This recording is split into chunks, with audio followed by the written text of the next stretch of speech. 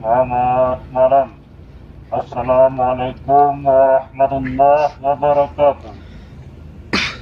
Kami Babin Kamtibmas Polsek Sungai Pagu menghimbau kepada masyarakat agar sebelum beristirahat memastikan kembali pintu dan jendela sudah dalam keadaan terkunci dan sepeda motor diletakkan di tempat yang aman. Periksa kembali kompor apa sudah mati untuk mencegah dari kebakaran.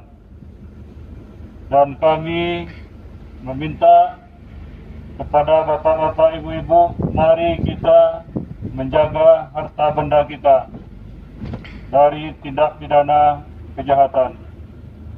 Semoga malam ini